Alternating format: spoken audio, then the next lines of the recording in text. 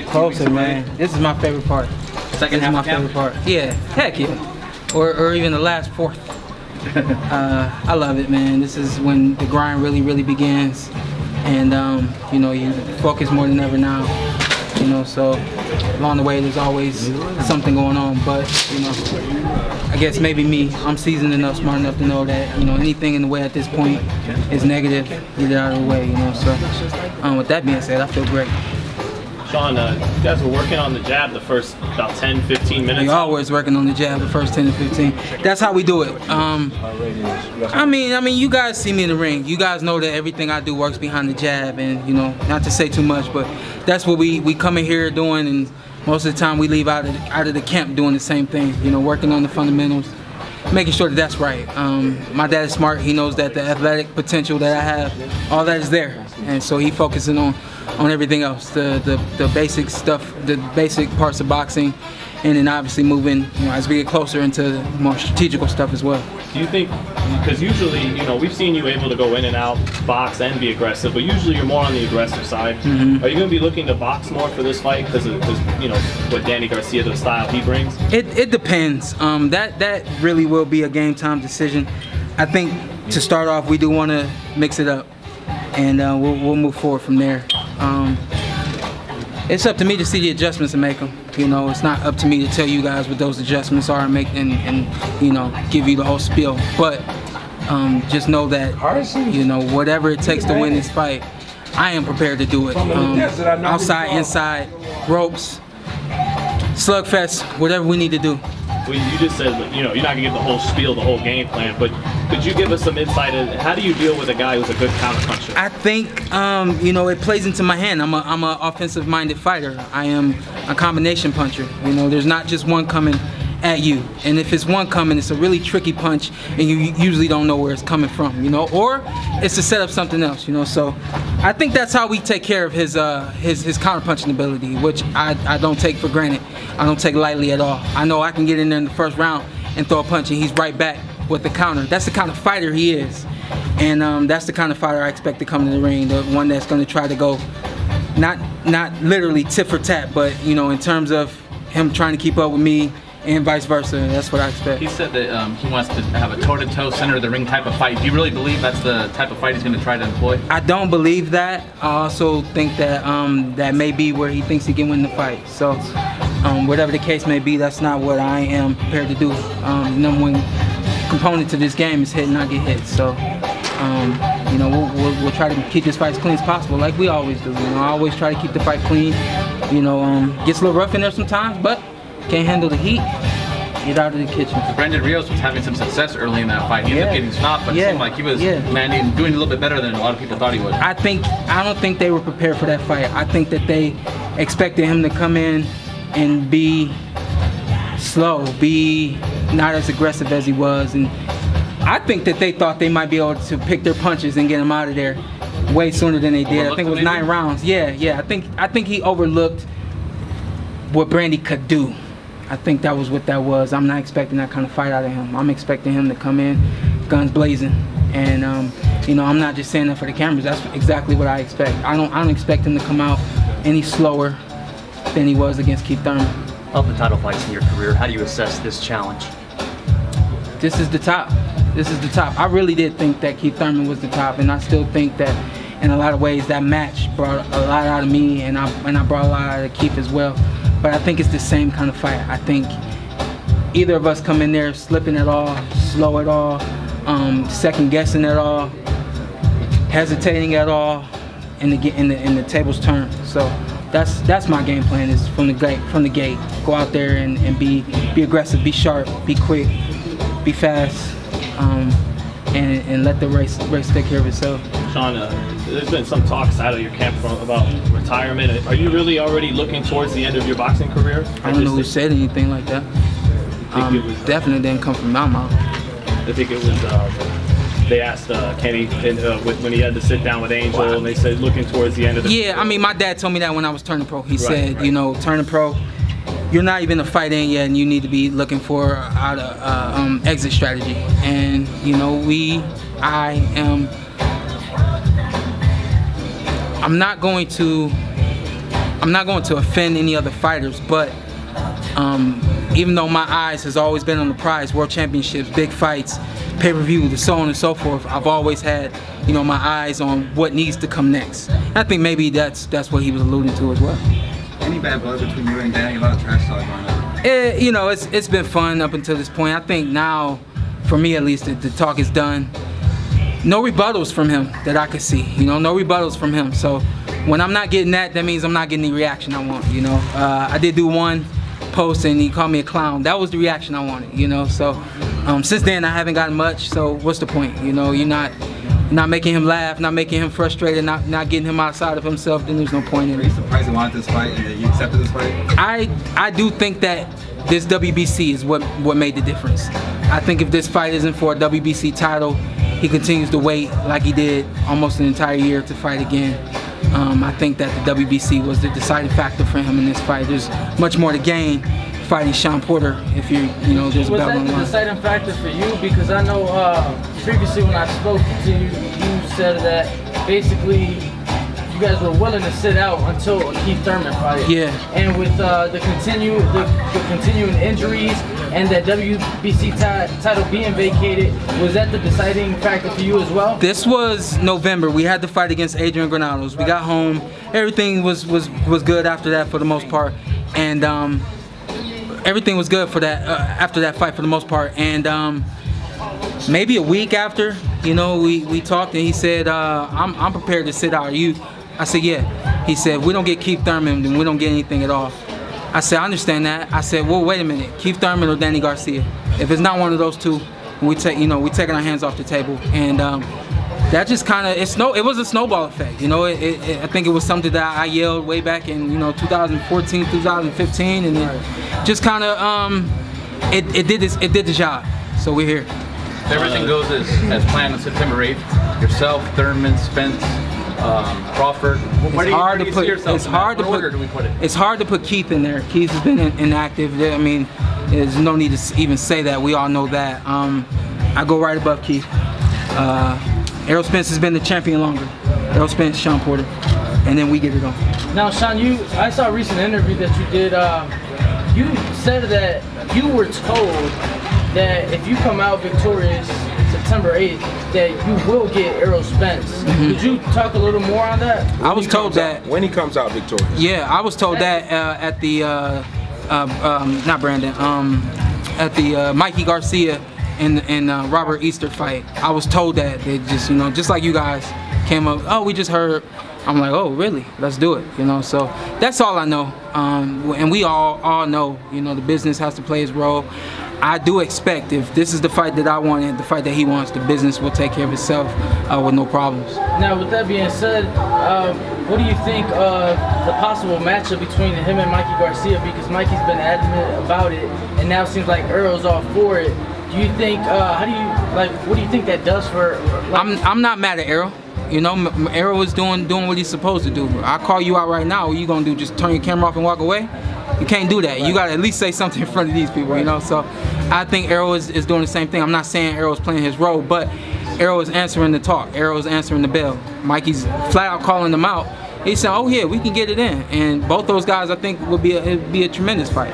What kind of fight do you think that would be between you and Spence? Because you guys don't back down. We don't back down, man. And it's, I think it's the same with me and him. When we're in the ring, you see our competitive drive and our heart, round after round. And so everybody was expecting, big things out of myself and Keith Thurman. And we answered that bell. And I think the same will go for myself and Errol Spence. Obviously we game plan for him. We figure out what he can do, what he can't do. We already know a great deal about him. So we bring it all to the ring. But I think it'll be just a tremendous fight, inside and out. A lot like this fight with myself and Danny Garcia. The perception is that he's the boogeyman of the division. He's the most duck guy. Do you agree with that perception from the fans? I was there one day. Once upon a time I was there. I know what that feels like. And I don't mind or even consider that my spot was taken as far as being the boogeyman or the fear guy in the weight division. That doesn't matter to me. What matters is what happens when you get in the ring. Does it bother you that Crawford and Spence are kind of 1-2 for this big showdown in the future for a fight? No. You know, we saw what Crawford did at 140, 135. You know, he comes up and he's a talker. You know, so he's gonna make a fight happen. It's only a matter of time. I think he's one of the best already at welterweight. He's already one of the best welterweights. Only one fight in. You think it was to keep Thurman back at that level? Does he want that? Do you think he has that desire, that hunger to get back? We gotta ask Keith. We gotta ask Keith. How do you feel like, you know, if you ever did want to fight Crawford, but politics got in the way, what's that like to go through as a fighter? What could you do to help make it happen? I mean, honestly, we went through that, you know, when we entertained fighting Manny Pacquiao. We didn't, I don't think I at least ever said publicly, I want to fight Manny Pacquiao, let's make the fight happen. But we did entertain it, and we also understood, you know, the railroad tracks in that fight. And the same goes with, you know, with Terrence Crawford. Even Floyd Mayweather, you know, Floyd was 35, 36-0, and you saw all of us young guys trying to get a fight with him, and we knew it wasn't going to happen, but we were trying to get that fight. So we know what it feels like to not get what we want. I especially know what it feels like to not get what I want. So do you think it hurts boxing when you can't get certain fights done? I mean, look at this fight now. You got myself and Danny Garcia. This is a humongous fight. Who knows what this fight would have been like 3 years ago when I first said his name and I was first calling him out. You know, I wasn't having fun on social media, bringing attention to the fight the way I have lately. You know, it just, you know, you grow up and things get bigger and better. And I think the same thing goes, you know, for the future of boxing. As we get older, it's gonna get better. Boxing is gonna get better, and you know, those small little business wrinkles, they'll always be there because it's a part of boxing. But I think it'll start to move out of its way more than it has in the past. And then back to Danny. He's always been real economical with his punches. He doesn't throw a whole lot. Yeah. Are you going to be just too active for him, you think? Is that going to hurt him? You know, when I once upon a time when I looked at the fight, I thought that was it. But I know it's going to be way more than that. You know, I still have to be precise. You know, averaging 50, 55, possibly 60 punches around. Half of those have to be landing. You know, in order to get the job done the way we need it, I need to get it done this fight. Half of those punches have to be landing. 40% of those punches have to be landing. That's the game now. You took Thurman, you took everything Thurman had and never really, you know. I'm not expecting to do that with Danny Garcia. I'm not expecting to get out of the ring and tell you how hard he hits. Simple as that. I don't want to know. In that fight with Thurman, think that better than Danny did against Thurman? I'm sorry? How do you think Danny did in that fight with Thurman? Yeah, I thought he did better, but I was up, you know, 2 o'clock in the morning the other night watching highlights, and I was like, the fight's way different, you know, on the screen than it is in the arena, you know, and it could have been the energy that play just rolling at, but I saw more out of him on the screen than I did in that night. So that's still a fight that I'm continuing to watch and try to pick at and just pick at. But I did, yeah. I thought I pushed the action. I thought, you know, I did what I had to do to win the fight. And I thought, you know, in terms of the margin, my fight, if anything, should have been a split. It was not a split. So. You remember ever seeing? Did you and Danny ever fight on the same card as kids? No. The amateurs? No. I mean, we fought in the amateurs together. You know, different rings. You know, stuff like that. So. What do you think about Danny's footwork? Do you think he'll be able to withstand the pressure? I don't. I think the footwork is going to play its role in this fight. We're gonna try to dance around him. We're gonna try to, you know, frustrate him. You know, we're gonna try to make him second guess himself and stall and hesitate and all that. You know, I think that is definitely going to be a key in this fight. Yeah, he had some trouble with Herrera going backwards. Completely different style, but you know, he doesn't seem to fight too well when he's on the back foot. I saw that, man. I mean, we've seen both, but the guys he fought were smart, and I have to be smart. The guys that moved on him, I don't think he expected them to move. If he did, he didn't expect them to move as well as they did. So I got to be a great mover. And the guys that took it to him and pressured him, he wasn't expecting them to bring that kind of gas and that kind of heat round after round. And so it has to be, my aggression in this fight has to be effective, not just to the eye. It has to be effective to him. Shawn, what do you think of Canelo Golovkin next month? I fight the week before, man. I love that. Get to enjoy the fight. I love that I fight the week before. I think that this fight, still, the first one was very close, but something's telling me Canelo's gonna win this one. Who did you think won the first fight? I thought Triple G won the first one, but it was, some of those rounds were like, all right, I'm giving that one to Triple G, you know. And then there were obviously, I mean, honestly, other rounds where we were like, all right, I'm giving that to Canelo. I'm not even gonna think about it. I'm just giving it to Canelo, you know.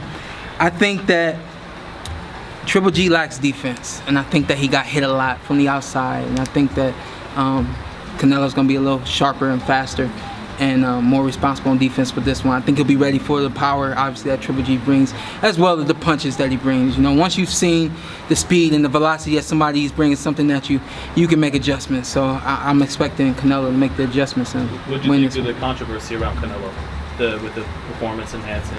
Man, listen, I've been tested 4 times now, and this week. This week. I was tested 3 times last week and yesterday. So yesterday I looked at him and he already knew what I was thinking. He says, trust me, we're getting the other guy too. And I was like, all right, because, you know, me, I've always been, you know, pretty clean cut with everything that I do. So nothing to hide. And, you know, I think that that's where the frustration comes in for me, you know, when I'm on the verge of starting to cut my weight and things of that nature, and then, you know, you get a knock at the door or a phone call. I'm like, yesterday, man, I'm finishing my swim workout, I'll be right there, you know, and then I don't even want to go home, you know, because, you know, I gotta, you know, deal with that. But we made it through it. We've done 4 already in 1 week's time. So all those guys out there, that's a message to all those guys out there. They are watching us. They're cranking down. The things that made this sport crooked are going away, and the things that used to slide are not anymore. So isn't it a compliment whenever, like, heck yeah, yeah, you know, heck yeah. That's why I said it on camera. Right? Y'all don't need to know how many times I've been tested, you know. But I do enjoy the satisfaction that I can come in and I'm like, we don't even sit our stuff down. We just go right to the bathroom and we try to start working on that sample, because to me it matters day in and day out. I'm ready for it. Have you been watching Hard Knocks with the Browns? Yeah. Enjoying it? Yeah, man, yeah. I brought a Browns shirt today, man. I didn't even get to put it on. Fan of Baker Mayfield so far? Yeah, I'm a fan of Baker. I'm obviously a big fan of the team. I think that they're going to look very, very good this year. I think that I'm hearing negative remarks about Dez Bryant coming. I'm excited to see Dez come, but you know, I think I'm in a different era where, you know, football for me is more about playmaking than, you know, driving the field, or, you know, the kind of the kind of connection you have in the locker room. I'm not going to, you know, play it lightly like it doesn't matter, but I think that Dez coming to the Browns will be an excellent decision by the Browns, excellent decision by Dez, and we'll shock even more people this year. I'll go with LeBron even the Cleveland Cavaliers.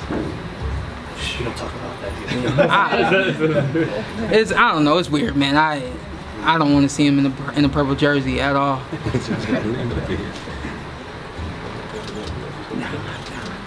Shawn, you have a bunch of support. Whenever you fight there, you have a lot of support there.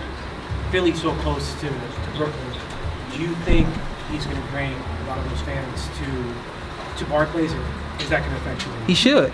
I got a guy, I live in Las Vegas. I'm from Cleveland, Ohio. I got a guy in Cincinnati that I met out here. He called me. Hey man, it's going to be about 10 to 20 of us coming out. That's the kind of love we need first and foremost in this sport. And then we need that kind of support. So I'm getting support from that were once fans and still are fans of Adrian Bronner, you know, because they enjoy what I do and they want to see me do it live, you know. So I expect the Philly fans to come there. I expect them to be loud, and bad part about that is I thrive on that, you know. So oh yeah, that's the bad part about it for Danny. I thrive on it. So. Shawn, also Fury Wilder. Any thoughts on that match? They're saying that fight. I don't know who to talk about, man. I'm hearing Fury Wilder, then I'm hearing Wilder and Joshua. Every time I reach out to one of you guys, I'm like, yeah, so, you know, what do you think, Wilder and Fury? I don't know if it's gonna happen, you know. So I think that Luis Ortiz was his toughest challenge. I think that he presented a lot of problems for Deontay Wilder from the outside. I think he could be up against the same in Tyson Fury. Tyson likes to fight, and that's where he may get caught up at. So I tell anybody any day of the week, I'm Deontay Wilder until he's done with boxing. Now, Shawn, not to kind of backtrack, but you just mentioned like the fan support and the fan love that you've been getting, and how you've had fans previously, Broner fans, supporting you and showing you love. Now, not to overlook your September 8th matchup with Danny Garcia, but recently there were some comments made by Adrian Broner wanting to get a rematch. Did you entertain that at all? No, he's got other things to deal with, and I'm not just saying that. I think that after fighting me, after fighting Maidana, you see a different type of Adrian Browner. Move into him fighting even Adrian Granados and Mikey Garcia. He doesn't get in the ring and do what we expect him to do. And to me, I don't think that that's even worth my time entertaining. It doesn't matter the money. It doesn't matter that it's him being from Cincinnati, me being from Cleveland. You know, we've been there, we've done that. We look spectacular for 12 rounds and 11 and a half of those rounds easily. And to me, there's no reason to go back down that road. Is it a physical thing when you're saying you don't see the same Broner, like the speed isn't what it once was, or? You never know. You know, I think it all lies right here. But you never know. It could be, you know, you never know. How important is it to obtain the WBC belt aside from all the other belts? This is the one for me. This is the one for me. Every fighter has a dream that they want to capture, and you know, for some time now, this has been my dream to capture the WBC title. And you know, I've said it publicly before. I don't take anything away from the other sanctioning bodies, but you know, I just know the family that this WBC title belongs to, and that's the family that I want to belong to.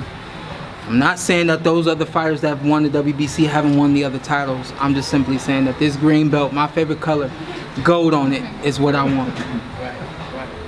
Shawn, a lot of people who watched your fight with Keith Thurman thought the wrong guy won. But yet in the ring afterwards, you didn't really complain, you didn't bitch about it. Why not? And you know, it was good to see the fight afterwards too. In the moment, I just was like, you know, I wasn't drained, but I felt like I had done everything that I wanted to do, that I could do to win the fight. And I think maybe it was a surreal moment for me, just not realizing that I didn't win. You know, it was kind of like hard to kind of perceive and conceive everything that happened in that moment. So, you know, I get in front of the camera and I do my thing, but you know, after watching the fight, I still didn't have any hard feelings. It was like, I won that round.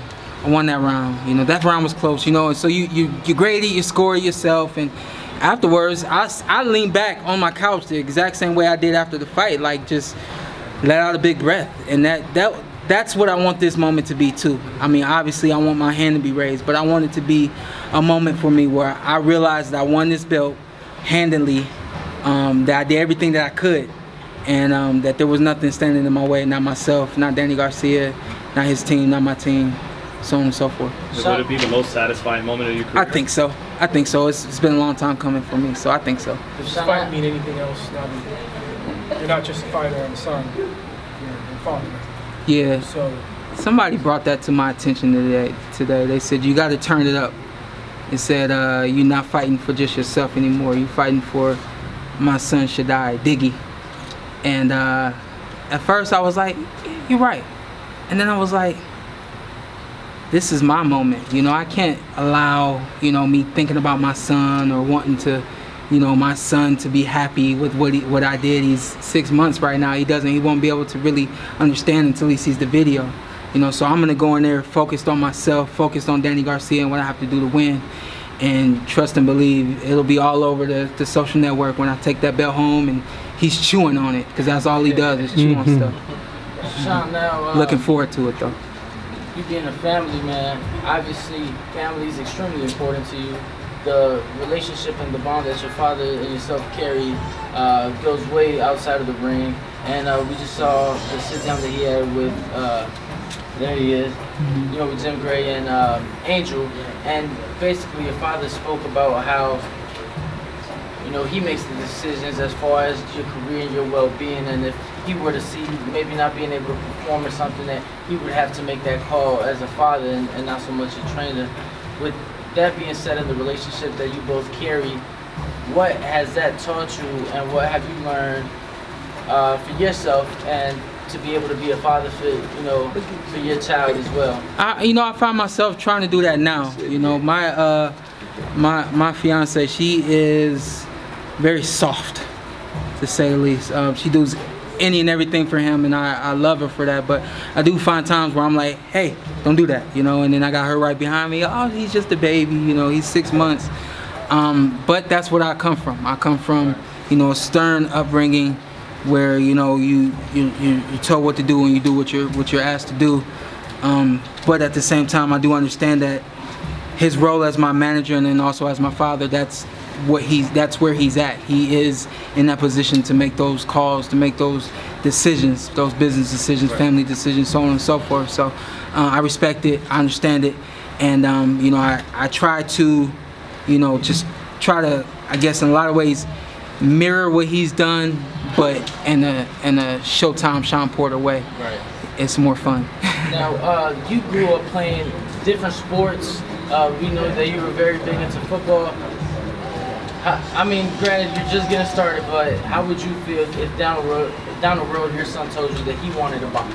We talked about it, my lady and I, and we both were like, nah, and we're good with that. But you know, he's about 4 months, and I go, and he's, you know, he's just smiling, he's loving it. So we'll put him in the atmosphere, and you know, he'll pick what he wants to do, whatever he gravitates towards. And I did football and boxing my whole entire life. I picked up a basketball when I was right around a teenager, and I'm really athletic, so I got pretty good at that as well.